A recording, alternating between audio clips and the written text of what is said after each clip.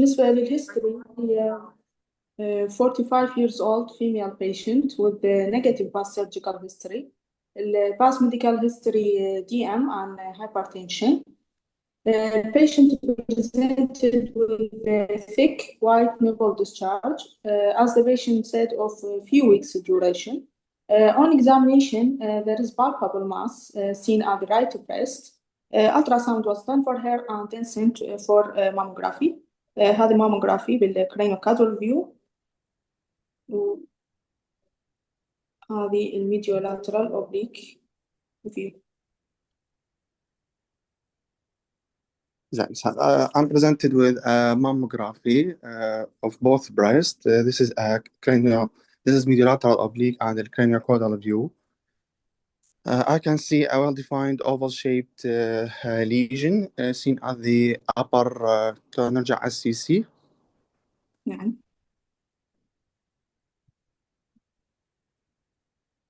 Upper outer quadrant of the right breast. يعني it's usually of fat density.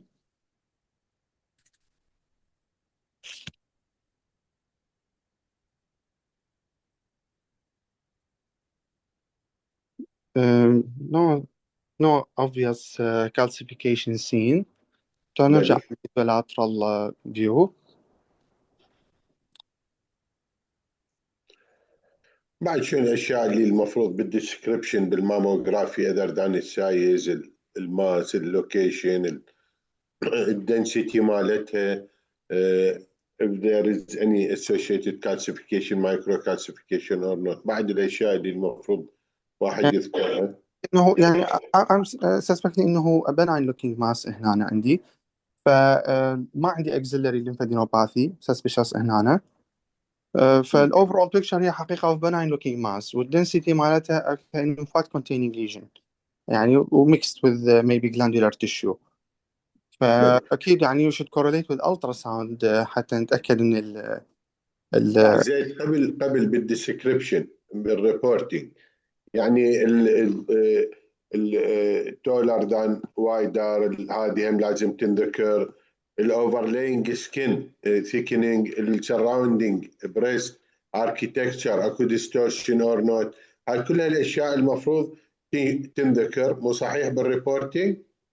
اكيد طبعا استاذ. وبعدين واحد يروح انه الفيتشرز جوز وذ بناين وتنطي البايراد صح لو مو صح؟ يس هي بايراد 2 يعني بناين ليجن. الاوفرلاينج سكين ثيكن اوديماتس So no overlying thickening, no architectural distortion. Surrounding breast parenchyma. As I normal appearance ماكو أي sign of remarkable. distortion. Okay, you have to mention ابني you have to mention all these.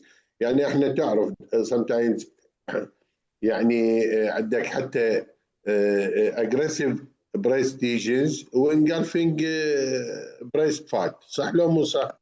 ويبين كأنما فات density. احنا ما نعتمد بس على الدنسيتي، هاي الاشياء كلها لازم نذكرها بالريبورتينج وبعدين ننطي البايرات.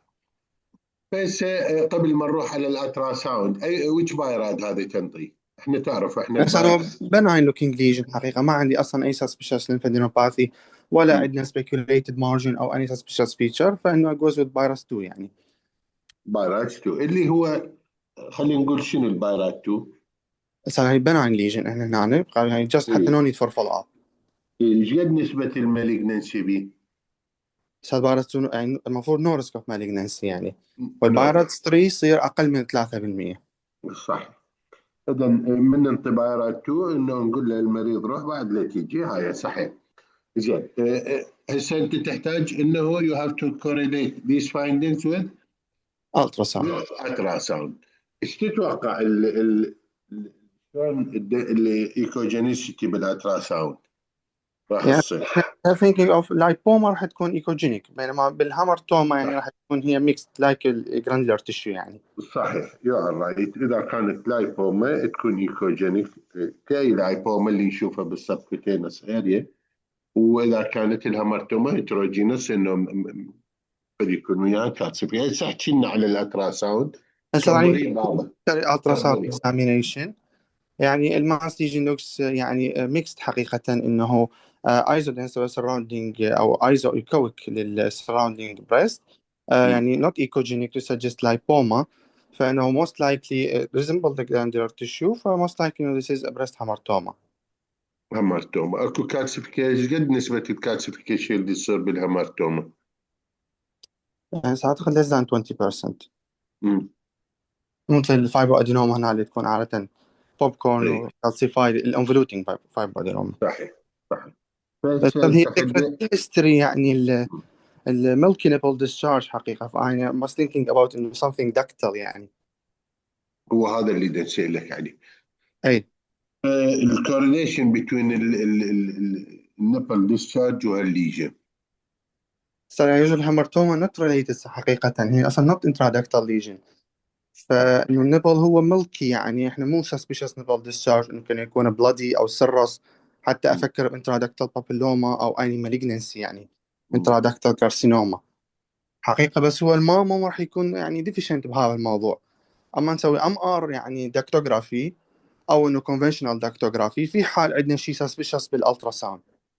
معنى فإذا هسه احنا ما عندنا تفسير على الماما وهالالترا ساوند النبل ديسشارج، مو صحيح؟ هسه ما في انه بريست فيدينج فيميل اكو هيستوري، ممكن يكون يعني داكتيكتيجيا او سبيسيت سكريشن. طبعا احنا هي مطلعت لنا الدكتوره عبير اونلي الايمج مالت خلينا نقول البريست ليجنز، ما مطلعت لنا مال الداكس اللي هي ريترو اريولار. ما عندك صور للريترو اريولار اريا اللي تكون؟ اكو استاذ، هذه الصورة اللي جواها ما اعرف اذا واضحة عندكم او لا، هي مم. انت شوي دايليتد. هذه الريترو اريولا اللي نعم تشوفي استاذ. صحيح حتى قايستها. حلو. النورمال ايش قد الداكس الميموري داكس زي؟ هسه ليس 3 مليم 2 3 مليم. لا هي 2 مليم اللي هذه، بس اذا لاكتيتنج البيشنت هاي اب تو 3 توصل، اذا مور ذان 3 تعتبر هذه دكتيكتيزيا. والدكتيكتيزيا هي خلينا نقول نون سبيسيفيك، ممكن ماستايتس، ممكن هي بيرسي دكتيكتيزيا هو يعتبر ديزيز وياها يصير براونش كلر نبل ديسشارج وهكذا. نعم. اوكي، شكرا جزيلا زيد. نرجع على دكتوره عبير. دكتوره عبير احكي لنا بنتي على الكيس نعم بالمامو استاذ. ساوند، وبعدين حتى اذا مسويته نعم تفضل.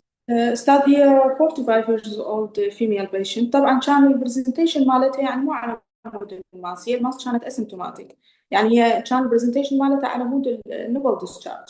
بس ثرو اكزامينيشن يعني لقينا الماس وسوينا لها الترا ساوند وبعدين الماموجرافي. فلهذا السبب يعني دكتور زيد قال انه ما كورليشن بين صح، هو ما كورليشن، يعني هي ما كانت جايه على مود انه السكريشن related to the mass او لا، ما كان اكو اي ريليشن بيناتهم. فهذا الماموغرافي عندنا الكرينوكادوال فيو showing well defined mass of mixed density radiolucent and radiodense. طبعا this is a case of breast hamartoma, and this is the mediolateral oblique view والultrasound.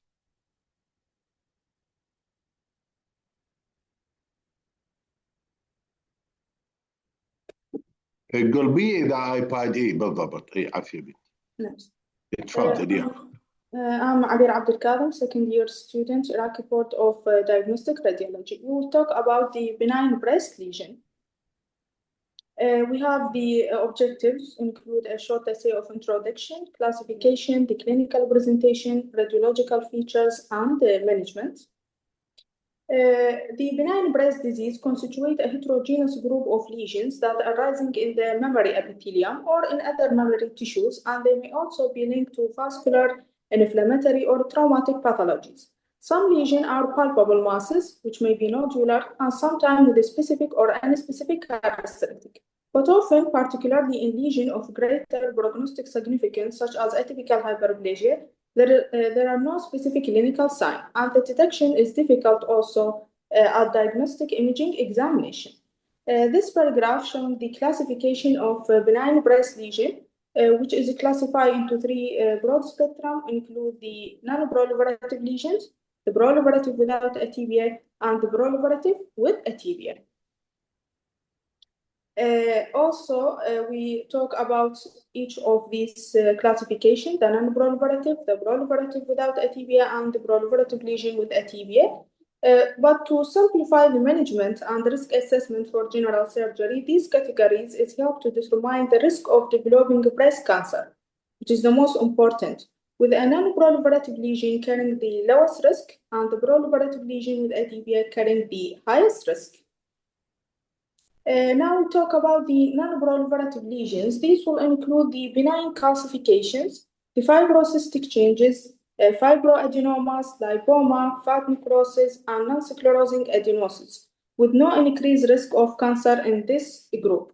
These two pictures of ultrasound showing the fibroadenoma on the left side and the lipoma on the right side, and both of them are non-proliferative benign lesion.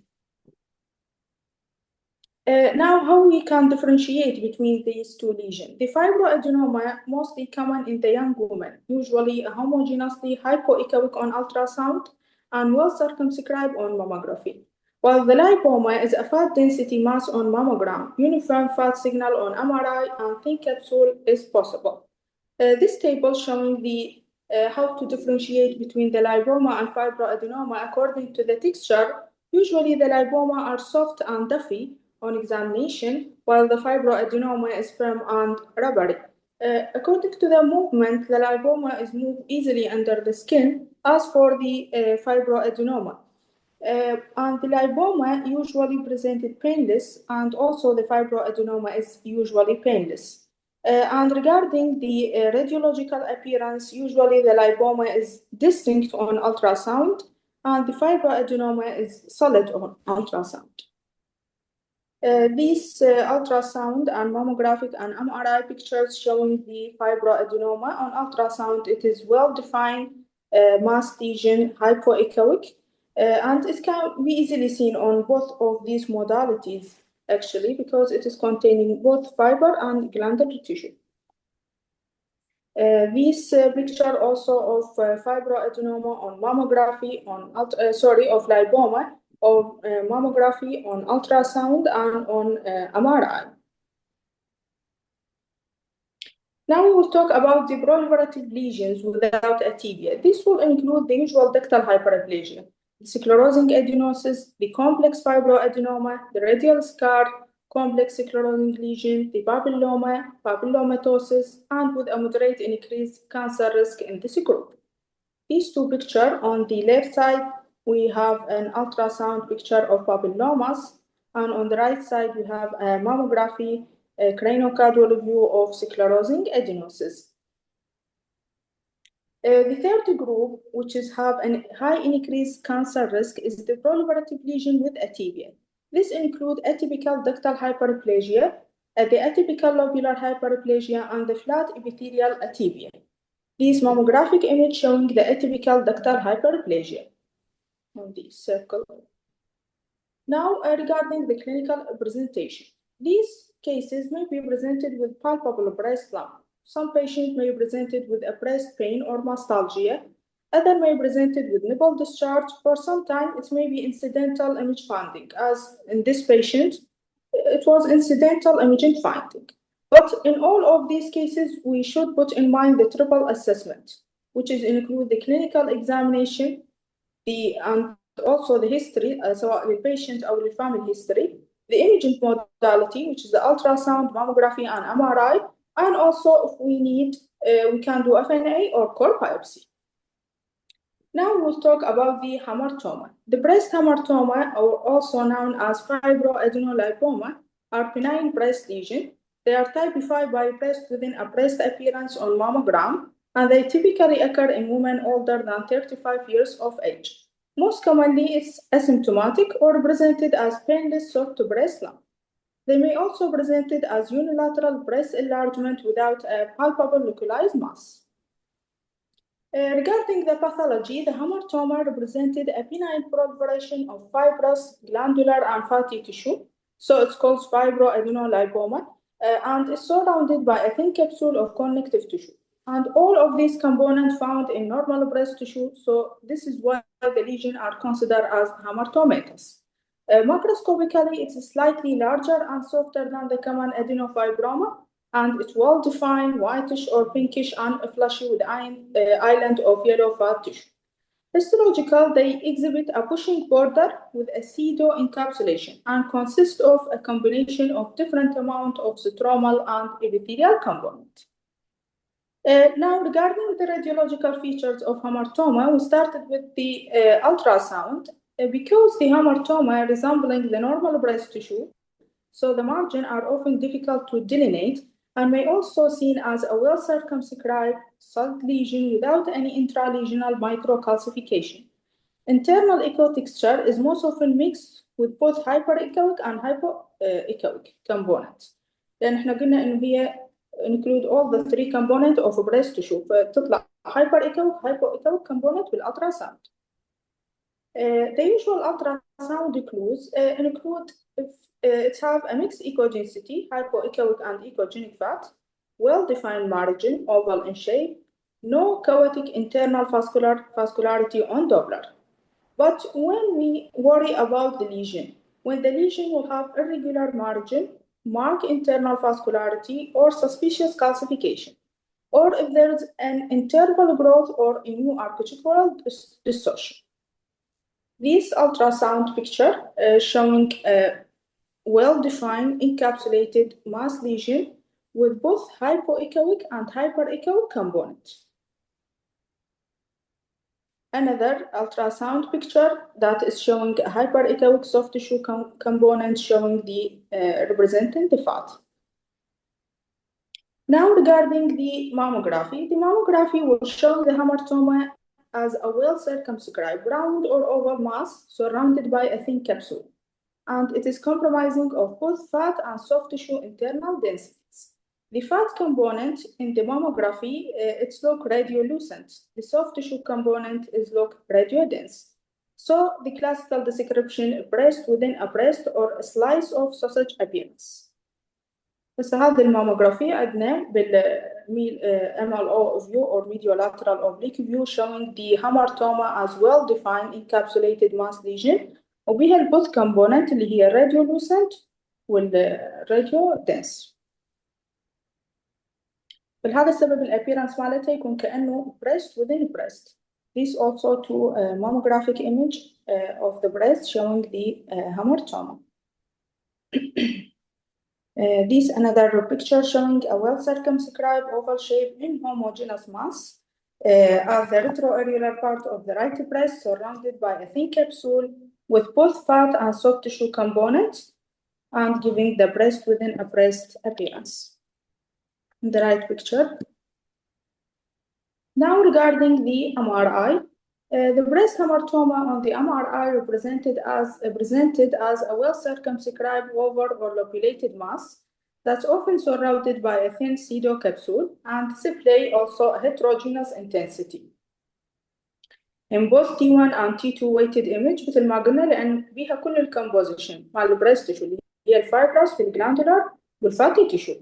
The contrast enhanced MRI typically showing a slow but progressive type 1 enhancement. This is because the lesion is benign and non-vascularized. These two pictures of MRI, first picture A is a T1 weighted image and the T1 post contrast. This MRI picture showing an encapsulated mass with heterogeneous appearance. Some contrast enhancement can be seen in the glandular element on T1 post-contrast image. Another picture of MRI showing the hamartoma as encapsulated oval mass in the upper medial quadrant with a signal intensity identical to the normal mammary gland. Now, what are the value of multimodality imaging in such a case? Combining the mammography, ultrasound, and MRI will improve the diagnostic confidence. The mammography will exit as showing the fat and coarse calcification. The ultrasound clarifies the internal composition and vascularity, while the MRI will confirm the fat within a fat-SAT sequence and provide a dynamic contrast assessment. So all of these modalities modalities with the correlation will reduce the false positive and avoid unnecessary biopsies for classic cases. According to the practical approach, we start with mammography with targeted ultrasound and reserve the MRI for undetermined cases or preoperative mapping or يعني هسه الكيس مالتنا كانت ما تحتاج MRI، يعني هي مجرد انه شخصت فقط من الماموغرافي والتارجتد ultrasound. Now the management. The management of benign breast tissue in general, it's according to the type. With the non-proliferative lesion, require an reassurance and symptomatic treatment only, while the proliferative lesion with atypia require a surgical excision to rule out the malignancy, followed by a concentration of chemoprevention. It's also essential to remember that any solid mass will require the triple assessment. مثل ما قلنا إنه أي case تجي لازم triple assessment اللي هي clinical examination والhistory والimaging والtissue sampling، يعني according to the case إذا تحتاج أو لا to exclude the malignancy. يعني هذا الكيس حتى ما احتاجت لا biopsy ولا FNA. The risk assessment should also include the family history, as this can multiply the baseline risk. By categorizing the benign breast disease in this way, the surgeon can provide appropriate management and counseling to the patient, and this will reducing the risk of morbidity, mortality, and improving the quality of life. Now, when the biopsy or excision is wanted, the indication for biopsy, if we have any suspicious imaging features, such as the irregular margin, the suspicious calcification, the interval growth, if there is a discordant multimodality finding, or if the patient develops new symptoms. And the role of core needle biopsy, the image-guided core needle biopsy is distinguish the hamartoma from malignancy in most of cases, and the sampling should target the most suspicious component. And when to excise the lesion, if the lesion is symptomatic, have significant growth, the patient preference, or when the pathology is uncertain. And the surgical excision both can be diagnostic and therapeutic. And thank you. شكرا جزيلا دكتورة عبير عبد الكاظم على شتيدك. الفليفر of this case